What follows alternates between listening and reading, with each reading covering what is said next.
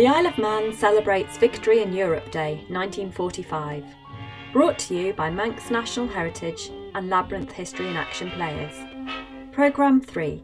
Giving Thanks and Soldiers' Stories.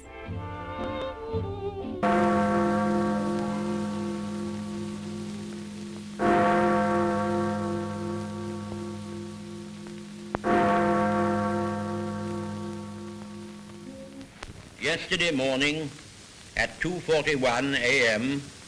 at General Eisenhower's headquarters, General Jodl, the representative of the German High Command, and of Grand Admiral Dönitz, the designated head of the German state, signed the act of unconditional surrender of all German land, sea, and air forces in Europe to the Allied Expeditionary Forces and simultaneously to the Soviet High Command.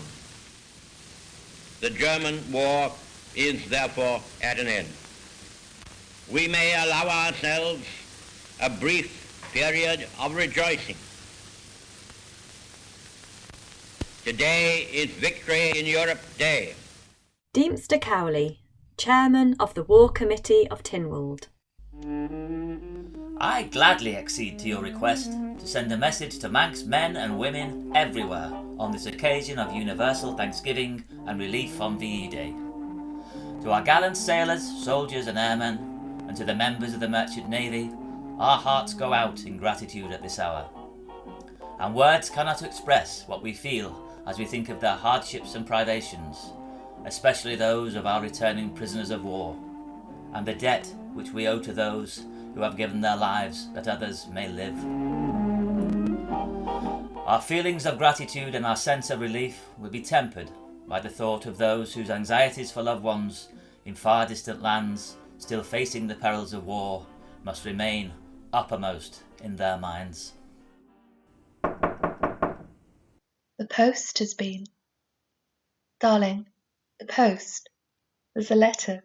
I think it's from Robert. Will you open it for me? My hands are shaking. Open it. Quickly. Are you crying? Would you like me to read it? Dear Mum and Dad, it's a great relief now that the end has come. We've been looking forward to this for so long, and yet it seems to have come suddenly. You only have to look at the Jerrys on their way to the prisoner cages, and you can see that the war is really finished here. They are completely beaten. All arrogance gone. You might be wondering how us desert rats are going to celebrate. Well, our biggest treat will be a double issue of rum, and that will do, for there is still work for us. We must stick to the job until D-Mob Day comes. It's hard to celebrate when still so far from loved ones and home. But soon I feel certain we will forget the bad times. And I should be thinking of you all on Sunday at Thanksgiving. Comradeship has carried us to victory. Your loving son, Robert. The Ramsey Courier, Friday the 11th of May 1945.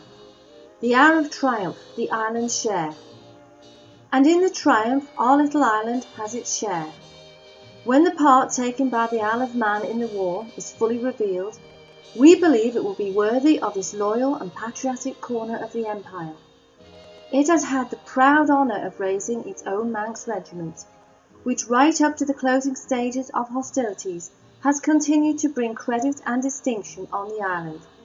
And in addition, thousands of young men and women from Manx homes have taken their place in the Navy, the Army, the Air Force and the auxiliary services.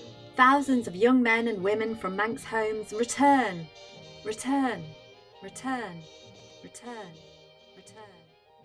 Isle of Man Examiner, Friday, 11th of May, 1945.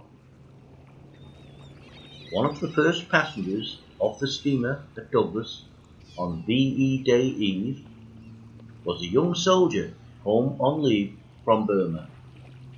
Private Morris Tate of the colony, Mackle. He has been in the Far East about 2 years, and after his leave will return to duty in Burma. Mona's Herald, Tuesday the 15th of May 1945. Flags and glad hearts. Celebrations continue as each passenger steamer arriving at Douglas Pier brings home more Manx men from German prison camps.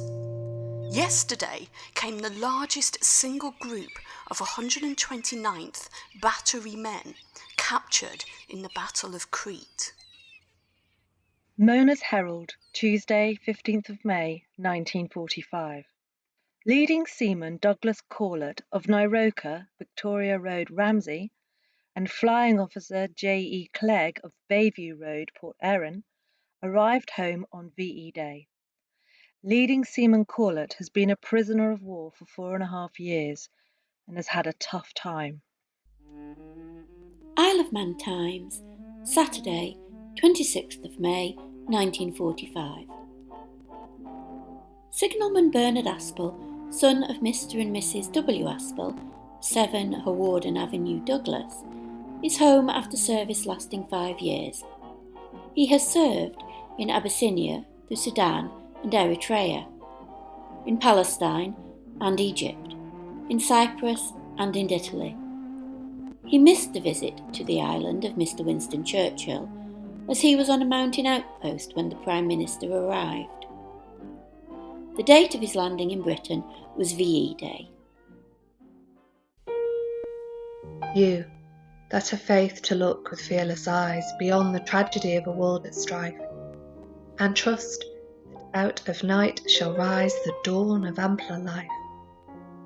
Rejoice, whatever anguish rend your heart, that God has given you for a priceless dower to live in these great times and have your part in freedom's crowning hour. That you may tell your sons who see the light high in the heaven their heritage to take. I saw the powers of darkness put to flight. I saw the morning break. Victory.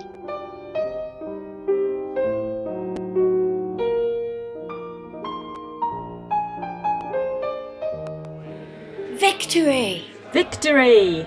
Victory! Victory! Victory! Victory! Victory! But I know